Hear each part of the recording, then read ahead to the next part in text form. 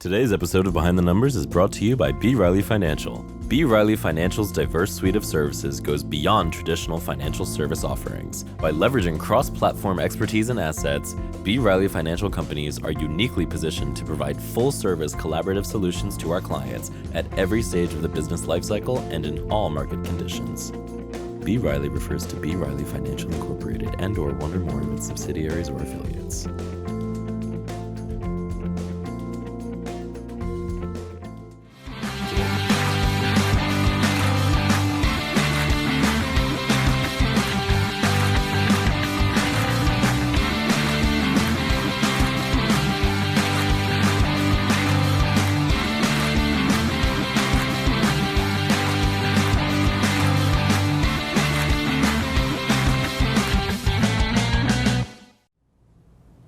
Hi everyone, and welcome to Behind the Numbers. My name is Dave Bookbinder. I'm a managing director at B. Riley Advisory Services, and I'm also the author of the new ROI, Return on Individuals. And welcome to the show where we dig deeper to understand what really matters most in business.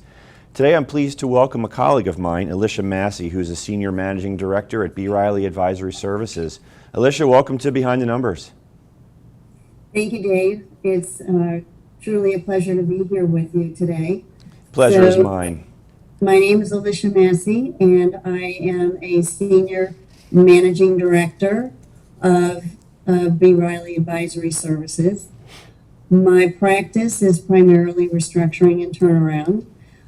We do put a few expert witness projects in there, but primarily automotive restructuring turnarounds.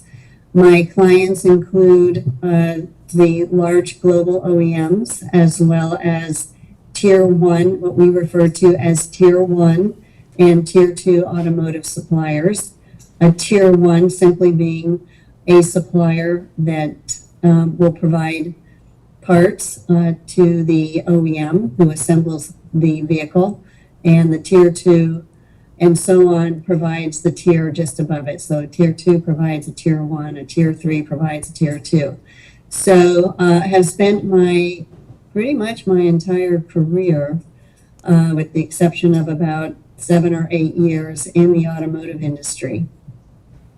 Thanks, Alicia. It's a pleasure to have you here today. So let's talk a little bit about the automotive industry. You shared something with me in one of our earlier conversations that there's kind of a unique aspect in the supply chain, and the idea that the automotive industry uses a single source for parts.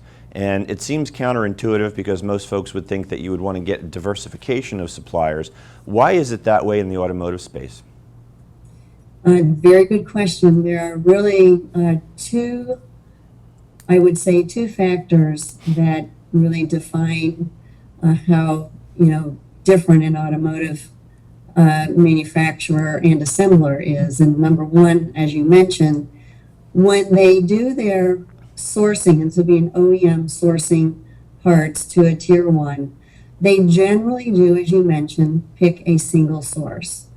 Not all the time. They may be what we call dual sourced on very critical parts, but I would say by and large, they try to do single sourcing because of the expense associated with making tools.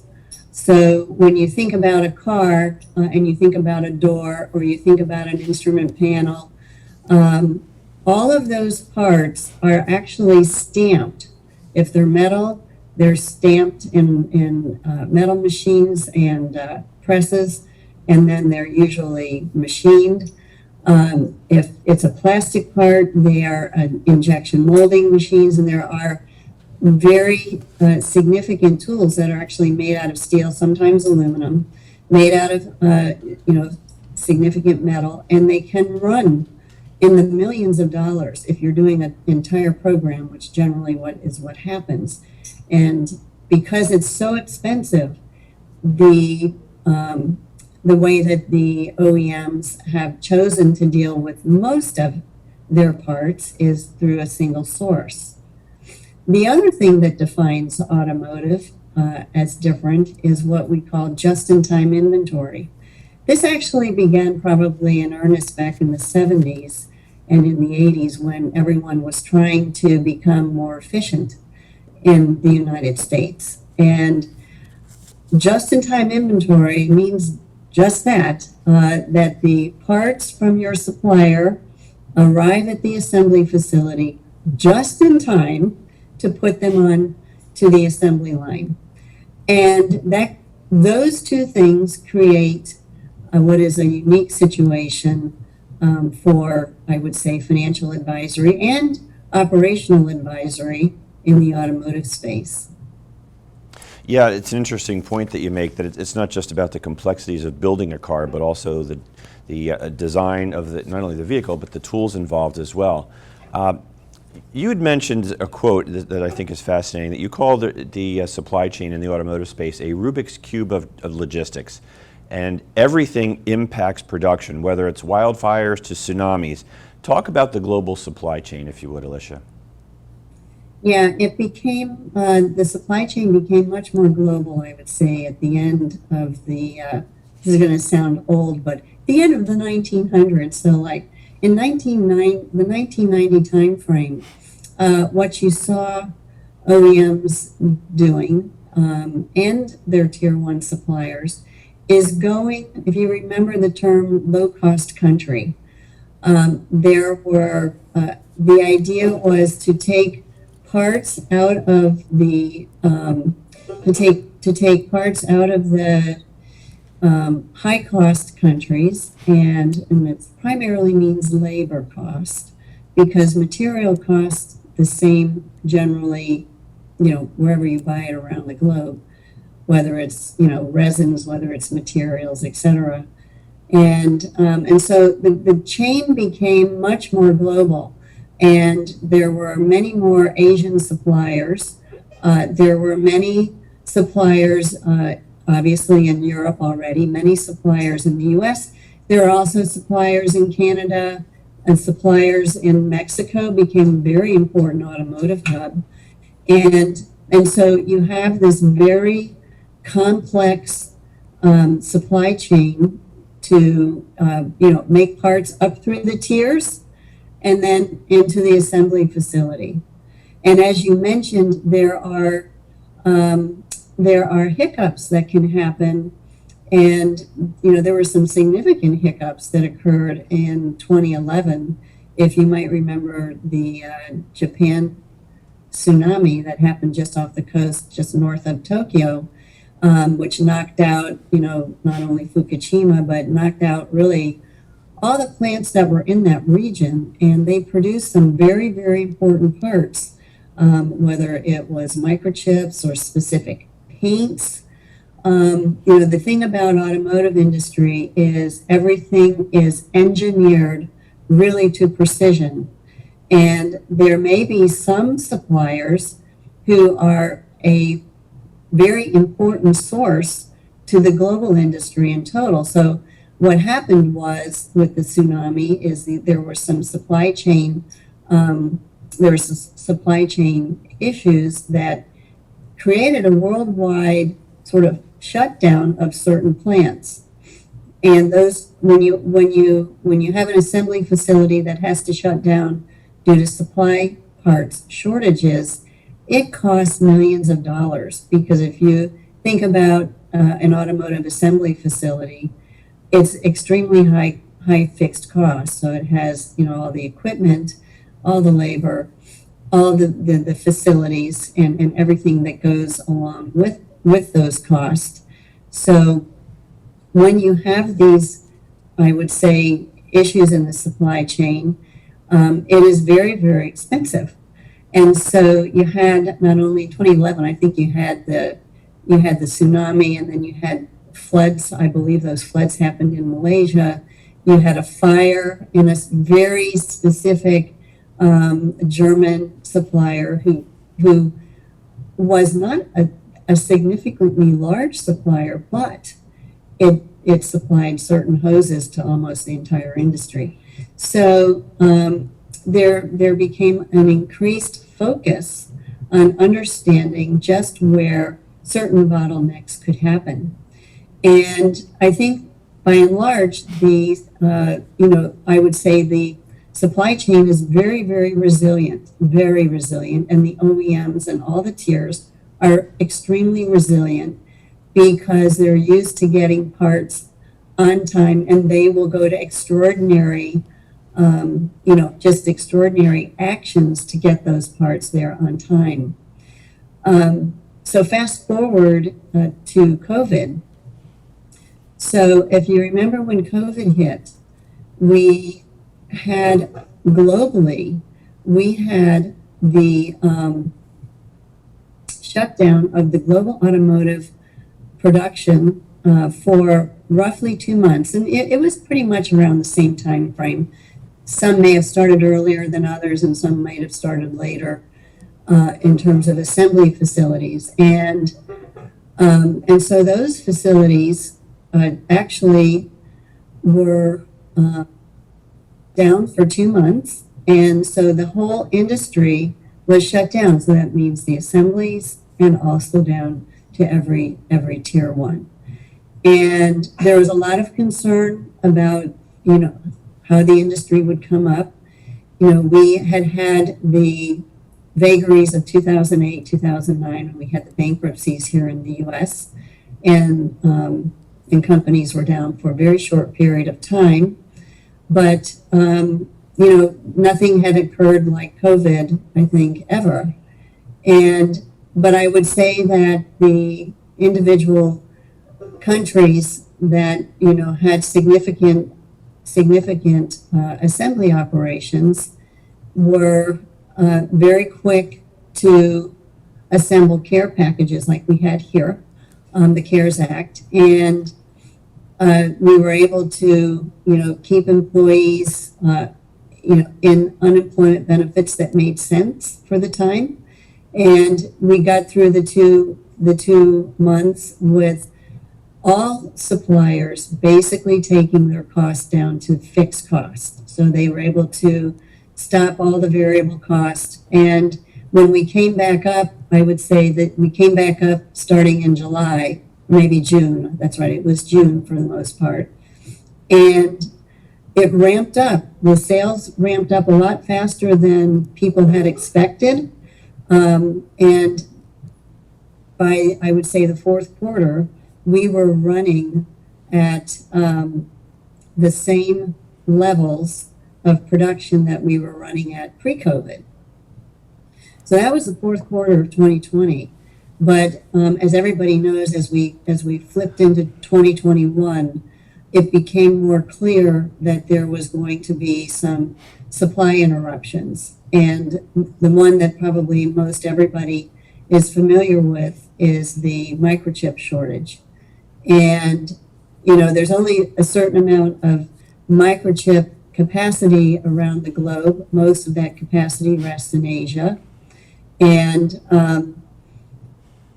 because everybody was working from home, and all of a sudden there was a huge demand on microchips for, personal computers and all of the activities that sort of surround getting yourself set up to work from home, that the microchip shortage became pretty relevant to the OEMs. And as a result, what you saw was a reduction in new car production. So just taking the US, for example, a good year in the US is selling anywhere between 16 and 18 million vehicles, and that would be what we call car and light truck. And so last year, I believe we were around, when I say last year, 2021, we were around 15 million. And this year, we've been running slightly less in the first half. The view is that the second half will have more microchips, that we will be able to produce more vehicles, and maybe thus end the year at maybe between 14 and 15. But we've been running, in terms of we gauge it every month what our run rates are. Some of the months we've been running really anywhere from 12 to 13 million vehicles if we're selling like 1.1 million per month. So the view is that the second quarter is going to be higher. But to your point, Dave, really there are a lot of there's a lot of really interesting things about automotive. One of them is, as you mentioned, the Rubik cube of logistics, getting parts from all over the world, and those parts, to make a car, we're probably talking anywhere from, depending on the vehicle, 30,000 parts to 50,000 parts.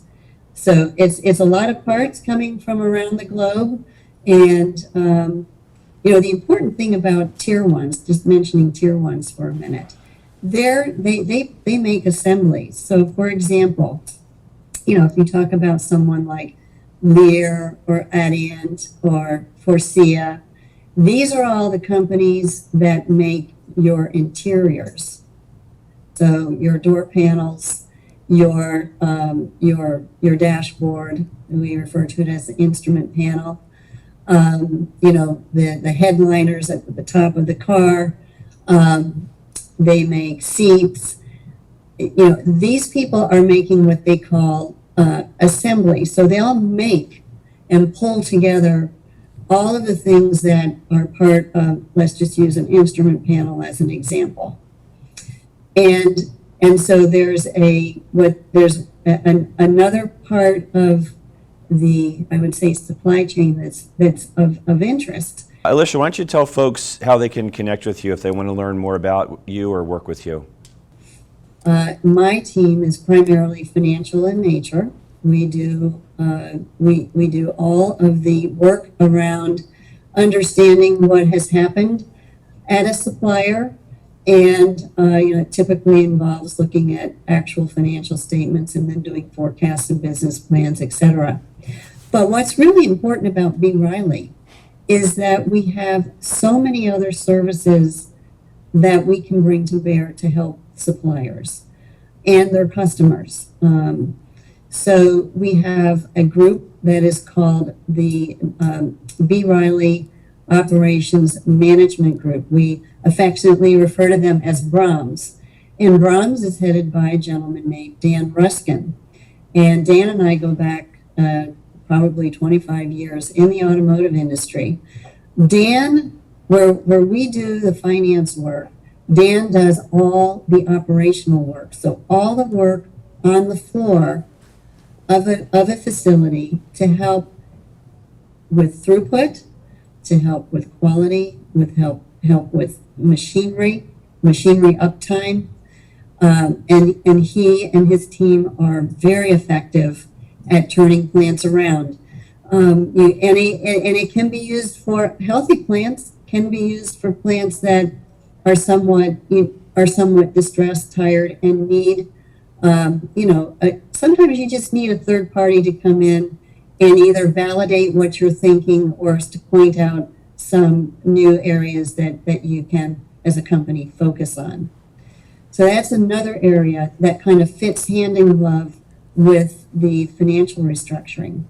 The other area that is also very important for us is B. Riley has an investment banking arm that really works with us with respect to helping us perhaps have a refinancing and a capital raise. And these are folks who are extremely knowledgeable about the capital markets. And so together we can help with sort of the financing of a supplier. We can help with the understanding the financial aspects of the supplier, what needs to be addressed, whether it needs deleveraging or whether it needs work on the floor. And then we have Dan and his team who help with the operational turnaround. So it's Dan Ruskin, D. Ruskin, RUSKIN at brileyfin.com. And he can also be found on the website. And we work with Perry Mandarino and also Adam Rosen on the capital market side. So it's a full service platform. One other thing I would add is that we also, through our international, I would say, partnerships with BTG we have the ability to serve clients globally throughout Europe and Asia and South America, Mexico, and Canada. So all of the very large, I would say, automotive hubs throughout the globe, we can assist through our partners in those areas. Great. I'm sure Dan appreciates the plug. He's going to be a guest on this program in the coming weeks and months. So thanks for the shout out there. And you did a great job of describing all the different things that many of the things that B. Riley does. I know my colleagues would think I was remiss if I didn't mention we happen to have a pretty good valuation practice too in helping our clients in valuing their businesses, their intellectual property, machinery, and real estate. Alicia, thank you for reminding me about that. Dave, that is true. They also provide services that might be necessary in a refinancing, so an appraisal of, working capital assets as well as fixed assets is very important. Yeah, Alicia, we're coming down to the short strokes here. So in about 60 to 90 seconds, can you share the largest restructuring that you've been involved with? The largest restructuring, yes, of course, happy to do it. The largest restructuring I was involved with was the Takata airbag matter. And that took place between the years of 2016 and 2018. That was an extremely, I would say, intense process where the Takata Corporation had to go through bankruptcies both in the U.S. and in Japan as a process to go through a sale to another company, which was called Key Safety Systems. And the combined entity is now called Joyson Safety Systems. But it took a significant amount of, we played the role of, I would say, financial advisor and coordinator of 16 global OEMs, the Takata Corporation, and once the purchaser was selected, working with Key Safety. So, and it was global. So we had to travel to Japan a number of times. We had to work with the European teams. There was a significant business in Europe. And it was, I would say, one of those capstone cases that one is lucky enough to get in their career. And I think it ended as well as could be, ended up in safe hands. And the business continued, the employees kept their jobs. And importantly, the industry kept a very important player still involved in the supply chain. Great. Alicia, thank you so much. Unfortunately, we're out of time here on Behind the Numbers, but I want to thank you for joining us today. It's been great having you with us. Yes, thank you, Dave. And we've been talking today with Alicia Masse, Bye-bye. who's a Senior Managing Director at B. Riley Advisory Services. Again, my name is Dave Bookbinder. I'm a Managing Director at B. Riley Advisory Services, and I'm the one that my clients turn to when they want to know what their most important assets are worth. You can find me on LinkedIn, Facebook, and Twitter. Please do reach out. I'm always happy to have a conversation.